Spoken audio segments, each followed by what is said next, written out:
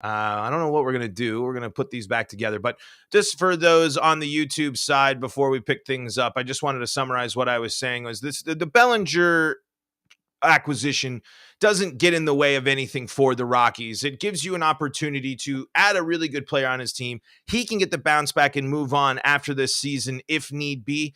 And you're still on track for what you want to do with your outfield. You're still on track for what you want to do in terms of the development of those players. You can use right field as where you're going to play your prospects. And as we saw throughout last year, you need depth. You need to go after that. You need to have depth there. And like we were saying, the possibilities and the opportunities to maybe move Daza in a trade, package him up, one of your better performing players, opens up some interesting possibilities for the Rockies. Let's take a look at some of the numbers. Let's take a look at and compare them to some of the Rockies outfielders now. But before we do that, gotta tell you about some of our friends at these folks that help make the show possible, the ones that get the job done, and that includes BetOnline. BetOnline is your number one source for sports betting info, stats, news, analysis, all that good stuff that you need to know about betting and the world of sports betting. It's at BetOnline. You can get the latest odds and trends for every professional and amateur league out there, from football to basketball to soccer, even the esports there. You've got it all at betonline.net. They got sports podcasts. They got up-to-the-minute lines. You got live betting. You got future props. You can do all sorts of good stuff. You can find it all at BetOnline. They're the fastest and easiest way to get your betting fix. Head to the website today or use your mobile device to learn more at BetOnline, where the game starts. Couple of tech issues today, so apologies. If you're going to go on the YouTube side, you're going to see this episode in two parts, and it's going to kind of be a weird thing, but sometimes that's how technology works here. And but I knew this was going to be a topic people are going to want to see and talk about, so you're going to kind of see it in a weird cut, and then you're going to join in kind of a weird point there. But I basically summed up where I was going when the first stream shut down and came back. But just so if you're coming in here and you're joining at this point after the ad read and everything like that, let's just summarize what we talked about in the first half of the podcast, just because of the tech issues. I firmly believe the Colorado Rockies should go for a one-year deal with Cody Bellinger. I think this is a deal that could work out great for both sides. If Bellinger is good and is help and bounces back, he helps the Rockies next year immensely. He adds a dynamic threat to center field that could complement Chris Bryant, and really and you can look in the weird twilight zone of things, be very strange and crazy to say the Rockies, led by Chris Bryant and Cody Bellinger, could help the Rockies maybe.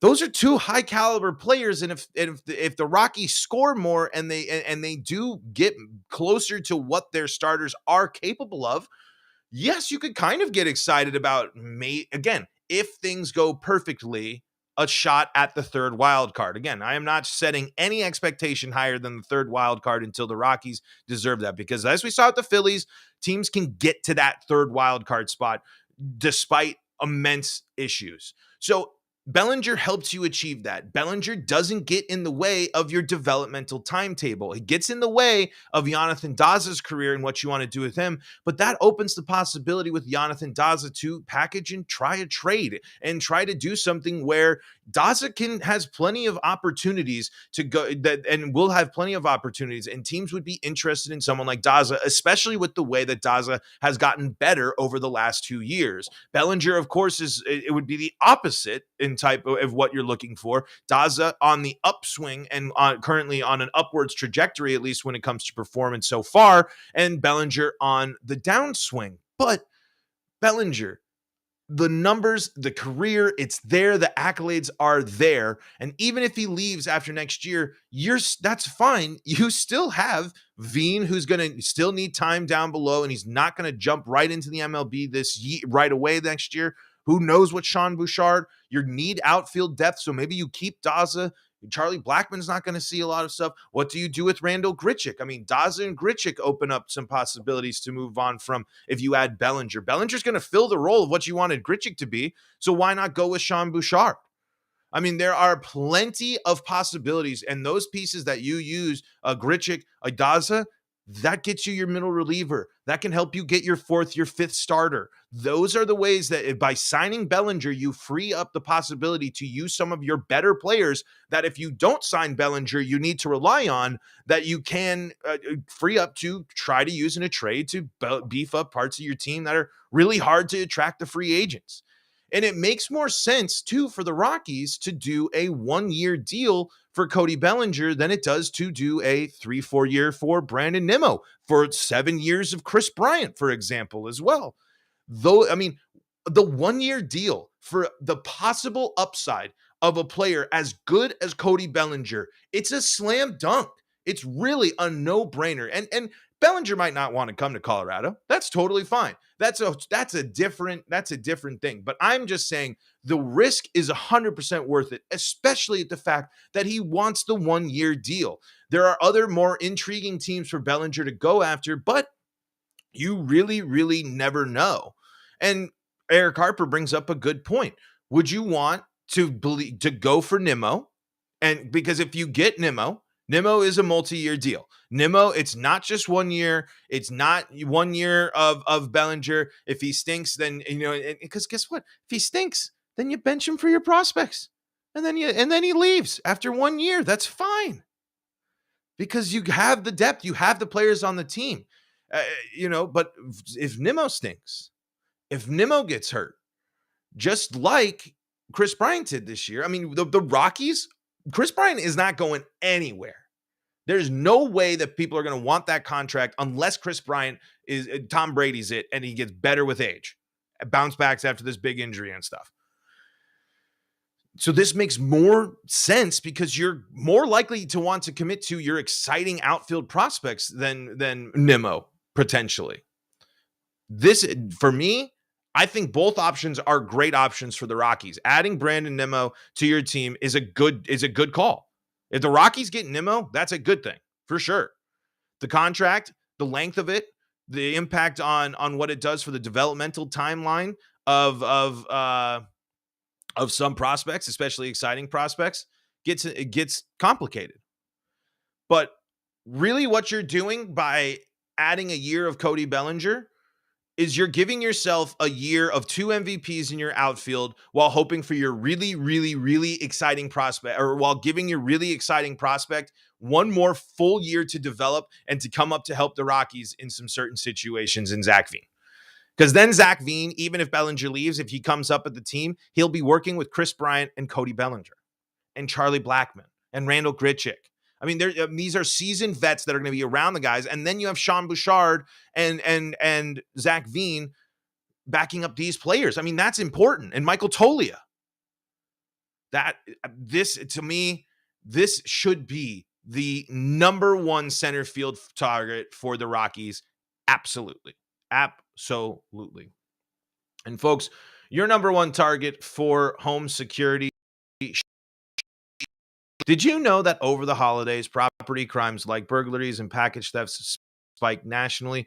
That's why our friends at SimpliSafe Home Security are offering 50% off their award-winning security system so that more families can feel safe and secure this holiday season. Order your SimpliSafe system for half off today and enjoy advanced security and greater peace of mind this holiday season. In an emergency, 24/7 professional monitoring agents use Fast Protect technology exclusively from SimpliSafe to capture critical evidence and verify that the threat is real so you can get priority police response. SimpliSafe is whole home security with advanced sensors for every room, window, and door. They have HD security cameras for inside and out, smarter ways to detect motion that only alert you when a threat is real, and even hazards sensors that detect fires, floods, and other threats to your home. And like I said, folks, number one by the U.S. News World and Report for a third year in a row for best home security system.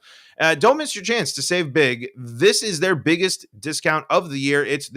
So don't miss out here at SimpliSafe. Get 50% off any new SimpliSafe system at simplisafe.com/lockedonmlb.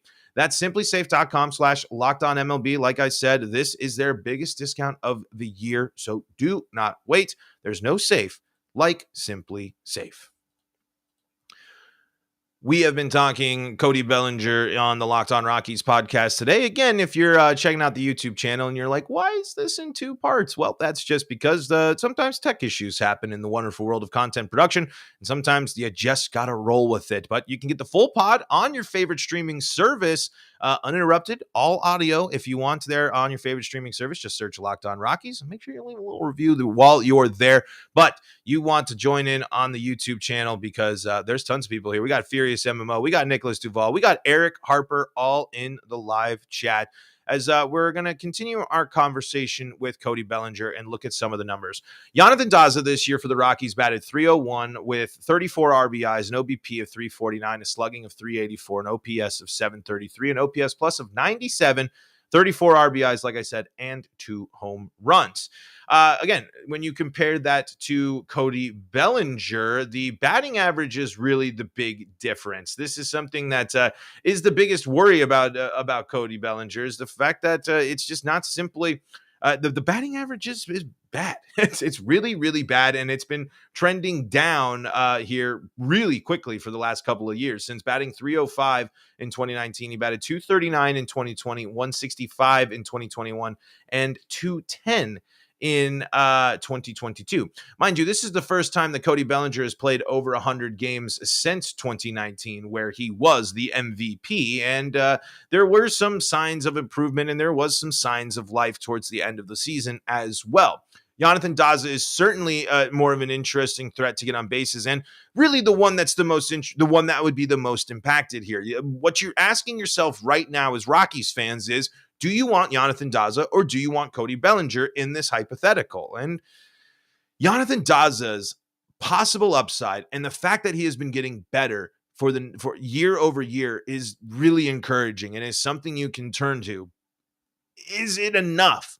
Are you fully confident enough to handing Jonathan Daza the keys for your starting center field position while he's also got to compete with really, really interesting prospects coming up in the system? He's made it incredibly difficult. Jonathan Daza has really turned it around after a really slow start to his career. He's had back-to-back seasons of pretty solid appearances. Bellinger, however, the interesting thing, played in about 30-ish more games than Daza this season. And one thing that's also major is 150 strikeouts for Cody Bellinger this season, 58 for Jonathan Daza. Jonathan Daza is not going to strike out another 100 times in 30 more games. That's just not going to happen. So there's something that you could see in a big difference there. I think that's really the big issue. However, though, Randall Grichuk finishes the year batting .259, 19 home runs. So they tie in home runs, Bellinger and Randall Grichuk, both with 19 home runs. Grichuk with about 49 more percentage points on his batting average. Bellinger with less RBIs. Grichuk finishes with more RBIs. 10 more runs for Bellinger. And the OBP of 299, 425, 724, and an OPS of 92. I'm taking Cody Bellinger over Randall Grichuk, right? I mean, I like the defense of Cody Bellinger more. I like the possible upside of his offense more. Grichuk is interesting. Grichuk they tied in home runs, but Grichuk also came to Colorado and started putting the ball on the ground a ton. At least Bellinger, the putting the ball out of the yard is still possible there. And Grichuk's been around for a bit. The possible upside for Bellinger in terms of where he's at in terms of his career is also something to consider. Randall Grichuk finished this year at .3 WAR. Cody Bellinger finished at 1.2. The numbers are showing a difference in those players there. And finally, Charlie Blackmon. 16 home runs, 264 batting average, 60 runs, 78 RBIs, 314 OBP, slugging of 419, OPS of 733, and an OPS plus of 95. So, yeah, Charlie Blackmon was a better hitter than Bellinger was last year. But he's just going to be your DH. I mean, Bellinger can slip into the DH role. Blackmon can fit into the DH role. You'd rather have Cody Bellinger on defense 100% and you keep Blackmon's bat in the lineup. There's The biggest player, the player that will have the biggest impact outside of some of the prospects is Jonathan Daza. And if the question is Bellinger, Daza, it's it's tough right now. Daza has shown a lot and a lot of possible upside. Both are young. Both are entering into primes of their careers. That's where the question gets a little bit more difficult, but I still think I go for the year of Bellinger, and Daza's going to play a role on this team. Or you use Daza to help beef up your pitching staff. That's the man. That's the interesting wrinkle there. But it for me makes as long as the Rockies should at least be involved in the game. They should be involved in the conversation. They might lose out because Bellinger wants to go on a different team. Bellinger might wants to do something else, but they should at least be in the conversation and be going after Cody Bellinger without a doubt. Close out the show here with a question from the live chat. Is there anything specific change you want to see from Bud Black, whether that's philosophically or how he approaches whatever aspects of the game? I'm still trying to figure out really the most important role of the manager. And I know I'd like to see Bud Black. I'd like to see the Rockies use more hit and runs. I'd like to see the Rockies be more aggressive base stealing. I don't know if that necessarily comes down to Bud Black, but that's one thing I'd like to see the Rockies be more aggressive on. I'd like to see them try to generate more offense. I'd like to see them try to do things that might kind of surprise people with the identity of the Rockies, especially in terms of this of where their offense is at. It really depends on that. Maybe a little bit more quick to pull pitchers out, but unfortunately that's kind of tough with given circumstances of where the Rockies currently shake up in terms of the bullpen and things of that nature. So I just more aggression on the base paths is something I think. And Furious MMO follows that up with, how long do you think they will keep Bud Black if they don't finish over 500?